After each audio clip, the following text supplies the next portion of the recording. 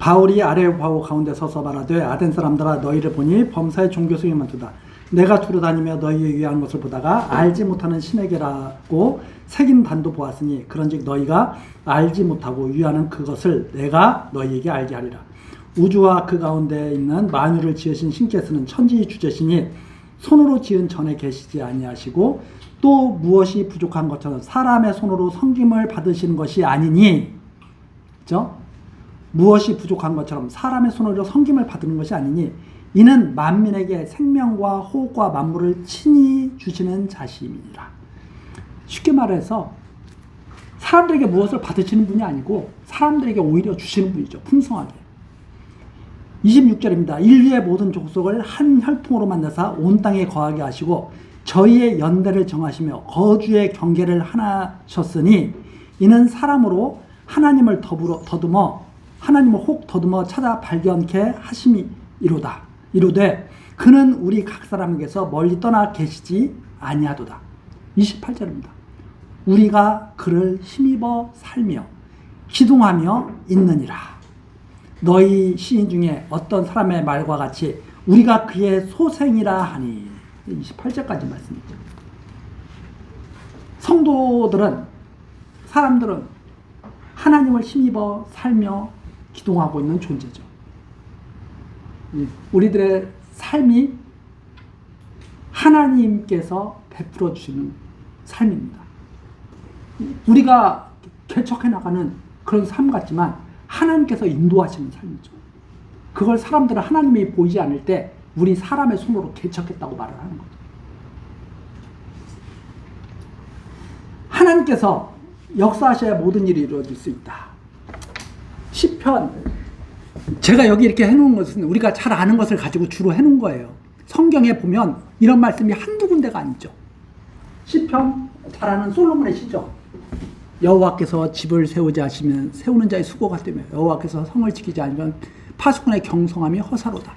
그게 무슨 말이냐? 하나님께서 안 하면 아무것도 할 수 없다는 말이에요.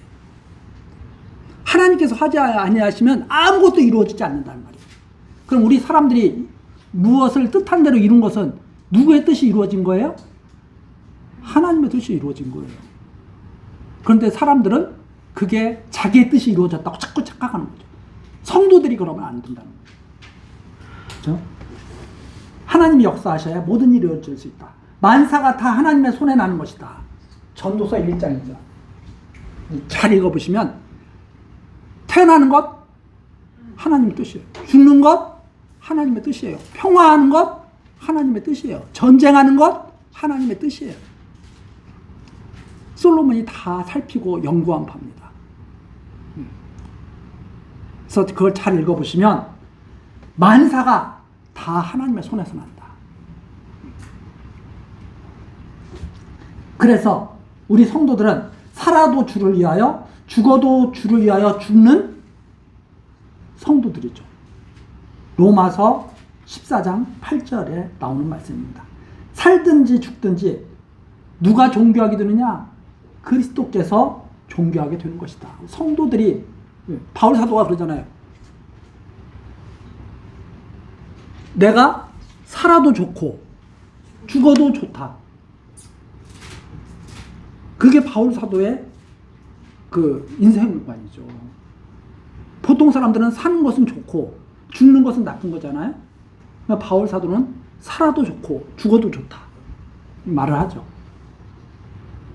자, 빌립보서 2장 13절 우리가 맨 처음에 찾아봤던 말씀이죠. 너희 안에서 행하시는 이는 하나님이시니 자기의 기쁘신 뜻을 위하여 너희로 소원을 두고 행하게 하신다. 로마서 8장 28절 우리가 잘 아는 말씀입니다. 모든 것이 합력하여 선을 이루게 하신다. 모든 것을 합력하여, 예를 들어서 그런 거예요. 자, 탕자가 아버지 집을 떠나죠. 왜 떠나겠어요? 내 멋대로 한번 살아보고 싶은 거예요. 아버지 밑에 있으면 아버지 눈치 봐야 되고 부담스럽죠. 그러니까 아버지 간섭 없이 한번 마음껏 한번 살아보자. 아버지 떠나서. 근데 아버지가 안 내보내려면 재산 안 주면 되죠. 재산을 줍니다. 아버지가 왜 재산을 줄까요? 아들을 너무 사랑해요. 그게 말이 이상하죠. 아들을 사랑하면 안 내보내야 될 것 같은데 아들을 너무 사랑하니까 그래 나가 재산을 딱 줍니다. 형은 그 모습을 보고 좋아해요? 싫어해요? 아버지를 이해를 못해요. 그래서 형이 나중에 동생 돌아왔을 때도 불평불만이 많잖아요. 아버지의 사랑을 몰라. 근데 아버지가 탕자를 내보내는 것은 너무나 사랑하시기 내보내는 거예요. 그게 이해가 잘 안 되는 거죠. 나가서 탕자가 마음껏 살다가 쫄딱 망하죠. 그리고 돌아와서 아버지의 사랑을 깨닫습니다. 자, 모든 것이 합력하여 선을 이룬다. 모든 것이 합력하여 선을 이룬다. 자, 그걸 전체 통째로 봤을 때 탕자가 집 나간 것은 잘된 일인가요? 못된 일인가요? 그 부분만 봤을 때는 잘된 거예요? 못된 일이에요? 못된 거예요.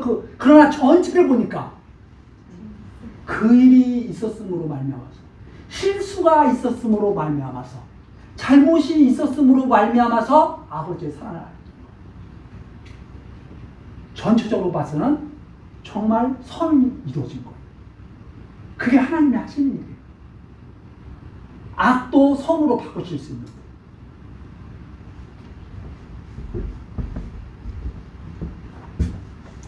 자, 그래서 이런 것을 우리가 깊이 있게 생각한다면 흑백 논리를 가지고 살아가면 답답해요? 시원해요? 야, 나가는 거야. 절대 안 돼. 잘못된 거야. 안 나가는 게 최고야. 너 절대 나가면 안 돼. 나가면 너와 나는 단절이다. 좋은 거예요? 나쁜 거예요? 답답한 거예요. 흑백 논리를 가지고 사는 사람들은 정말 답답한 거예요. 근데 우리들은 그렇게 생각을 합니다. 삶과 믿음을 일치시킨다고 자꾸 흑백 논리를 갖는 거예요. 믿음이 제대로 있으면 흑백 논리가 아니에요. 모든 것을 다 받아들여요. 흑도 받아들이고 백도 받아들여요.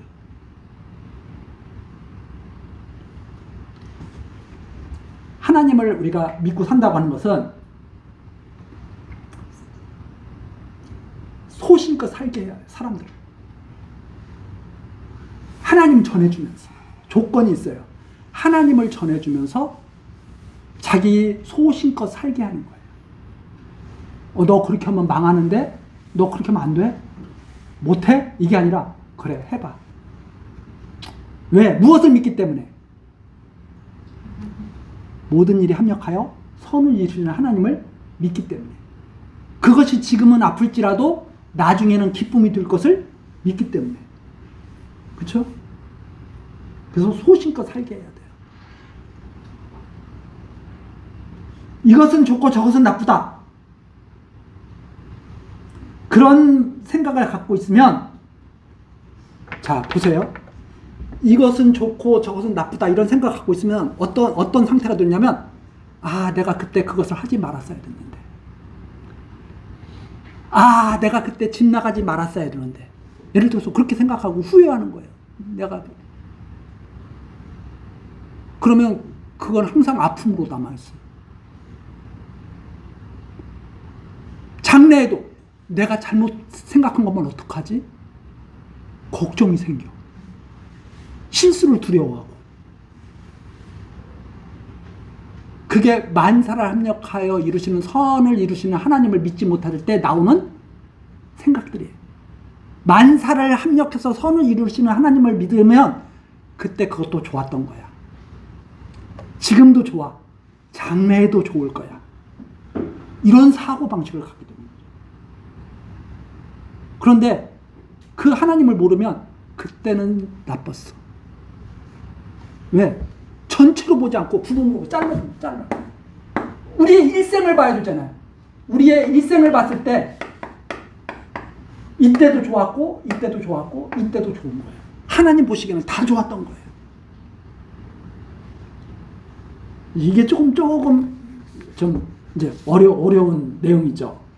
그래서 이것도 좋고 저것도 좋다. 왜? 우리의 모든 삶은 누가 이끌어 가십니까? 만사가 어디에서 나오는 거니까? 하나님의 손에서 나는 거니까. 우리의 모든 삶은 다 좋은 거예요, 사실. 그러나 우리가 부분을 느낄 때에는 슬픈 일도 있고 기쁜 일도 있고 안타까운 일도 있고 그렇죠. 자, 제가 지금 이 말씀을 드렸다고 해서 형들이 요셉 팔아먹은 것을 하라는 말이 아니에요. 나중에 보니까 요셉이 말한 대로 하나님이 당신들의 악을 선으로 바꾸셨다. 그 하나님이 계시기 때문에 요셉은 모든 일을 다 긍정적으로 받아들이는 거예요. 당신들이 나를 팔아먹은 것, 당신들을 구원하기 위해서 하나님이 나를 보내신 거예요. 당신들이 팔아먹기 때문에 내가 온 것이 아니라 하나님께서 당신들의 그 악을 당신들의 생명을 구하기 위한 선으로 역사하신 거예요. 그 요셉의 형제들이 자기가 한 일을 죄악을 정당화하면 돼야 안 돼요. 정당화해서는 안 돼요. 그러나 하나님을 믿는 사람들이 그것을 위로해 주는 말이에요. 만사를 합력해서 선을 이루게 하신 거야. 걱정하지 마십시오. 나는 당신들을 정죄하지 않을 것입니다. 내가 하나님입니까? 우리 다 같이 하나님 앞에 설 사람입니다. 이게 요셉이 말하는 성도의 삶이에요.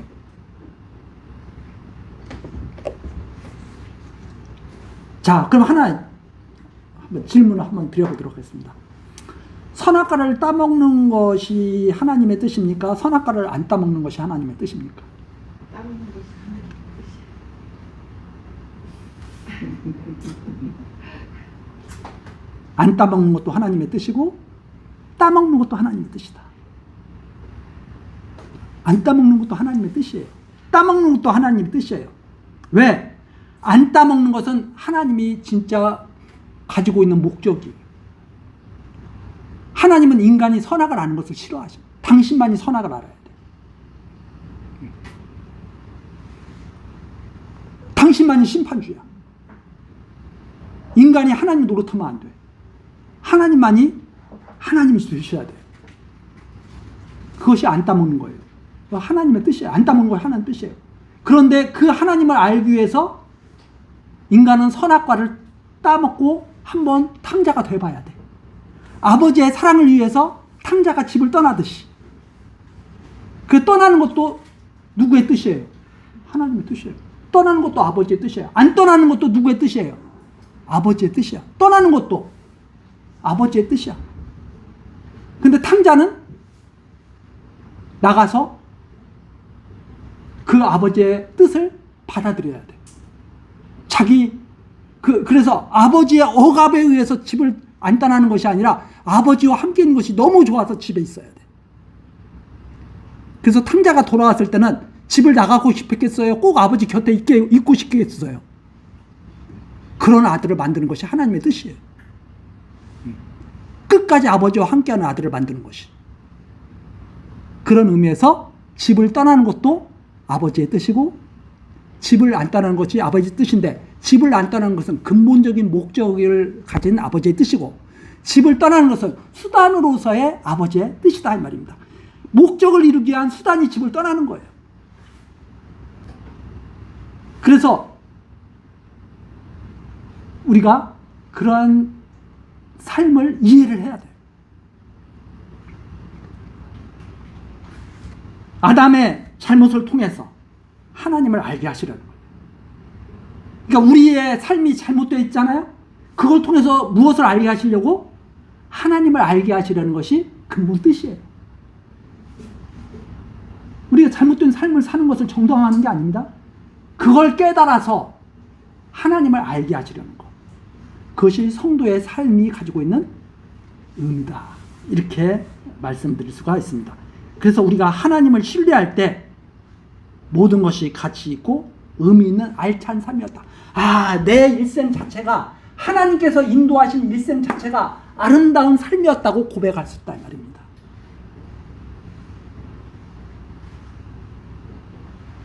상처가 다 치유되고 아버지의 뜻을 알 때 아버지께서 나를 집을 내보낸 것이 얼마나 그게 나를 사랑하신 그 뜻이었나를 알게 된다 이 말입니다. 그러나 그걸 잘 이해 못하면 아버지가 날 붙들어주지 않아서 내가 이렇게 망했어요. 매일 그런 말 하고 있는 거예요. 남 핑계대고 너 때문에 내가 망했어. 매일 이런 말하고.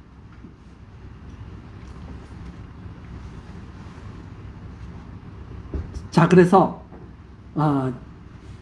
하나님을 잘 깨달아서 살아가는 거 이거 참 중요한 일이죠. 자, 그런데 문제는 있어요. 하나님을 떠나서 행하면 아무리 좋아서 한 일이지만 나중에는 그것 때문에 부끄럽게 된다. 쉽게 말해서 요셉의 아들들이 나중에 요셉 만나서 요셉이 총리 된 거 다 그 동생 만나서 부끄러웠겠어요? 자기가 자랑스러웠겠어요?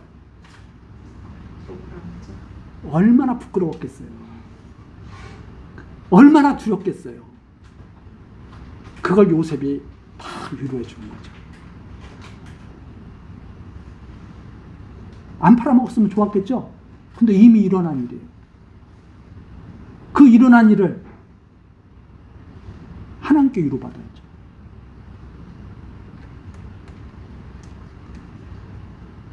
하나님을 떠나서 하면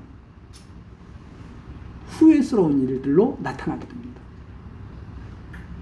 그걸 통해서 성도들은 하나님께 더 가까이 가는 거고, 그렇지 못한다면 정말 헛된 삶을 사는 거죠. 그래서 솔로몬이 그러잖아요. 즐겁게 행했던 일을 나중에 보니까 자기 마음을 즐겁게 하기 위해서 별짓을 다 하잖아요. 솔로몬이 노래 부르는 남녀 모으기도 하고 막 정원을 만들기도 하고 막 돈을 벌어들이기도 하고, 나중에 보니까 다 헛된 일이었다. 하나님을 모르고 참 내가 헛된 일 많이 했다. 나중에 딱 붙들어야 되는 거 하나, 하나님을 경외하는 삶. 내가 그 헛된 일 중에서 내가 건진 거 하나가 있는데 하나님을 경외하는 삶이었다. 이렇게 고백을 하는 거죠. 그래서 우리가 믿음이 하는 일은 무엇인가 하면 하나님이 때를 따라 알맞게 주시는 것을 누리는 삶을 살게 하신다. 청년의 때 장난감 가지고 놀면 조금 어울리지 않죠? 노인의 때는 노인의 때를 살아야 되죠. 그래서 하나님의 때에 알맞게 주시는 것을 누리는 삶을 하나님께서는 성도로 살게 하신다 하는 말입니다. 자, 살아계신 하나님께서 이렇게 우리의 모든 것을 주관하신다는 것을 믿고 살아간다면 우리는 아브라함처럼 살 수가 있다. 아브라함이 그렇게 말하죠. 아브라함이 조카 롯에게 그렇게 말합니다. 같이 살 수가 없어요. 그러니까 아브라함이 조카 롯에게, 롯아, 너가 소돔으로 갈래? 여기 있을래? 너가 소돔으로 간다고 그러면 내가 여기 남아 있을 것이고, 네가 여기 남는다고 그러면 내가 떠나갈게. 이렇게 아브라함이 조카 롯에게 말하죠. 왜 그렇게 말할 수 있었을까? 하나님을 온전히 신뢰하는 삶입니다. 하나님을 온전히 신뢰하는 삶. 왜? 어떻게 돼도 잘 될 거예요. 하나님께서 항상 함께 하실 거예요. 그런데 롯이 삼촌, 저가 이 가나안 땅에 남을게요. 그러면 아브라함 떠나야 되죠? 만약 그렇게 해서 가정을 한번 해봅시다. 아브라함이 떠났다고 손쳐요. 다시 돌아오게 될까요? 못 돌아오게 될까요? 반드시 돌아오게 됩니다.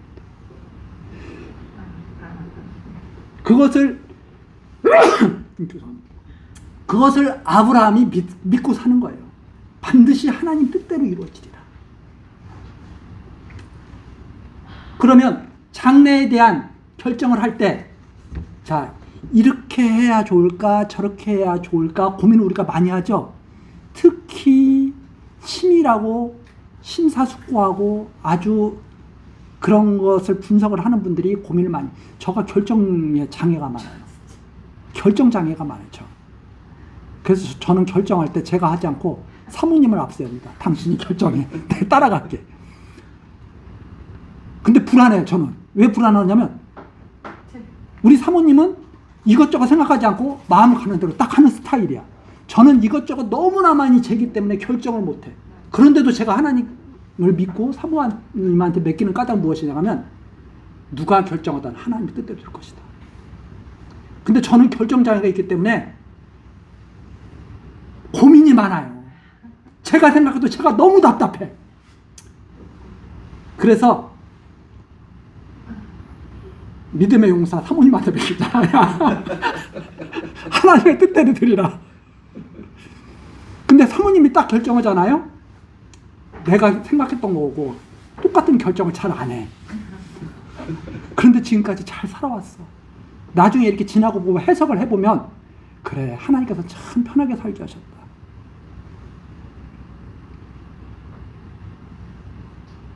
후회가 없어요. 왜? 내가 결정했어도 역시 똑같았을 거라고 믿기 때문에. 하나님께서 역사하시는 것은 변함이 없다고 믿기 때문에.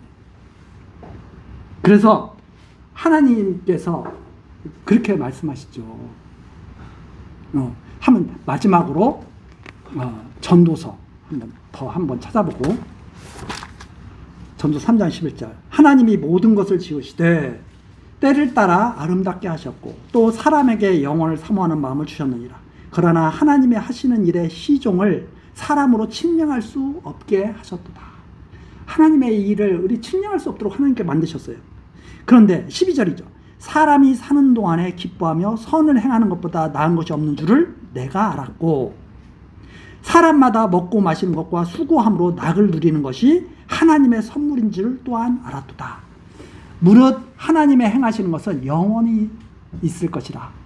더할 수도 없고 덜할 수도 없나니 하나님이 하시는 일은 영원하신 일이라서 더할 수도 없고 덜할 수도 없다. 지금 쉽게 말해서 하나님의 하시는 일을 누구도 방해할 수 없다. 바꿀 수 없다는 말이에요.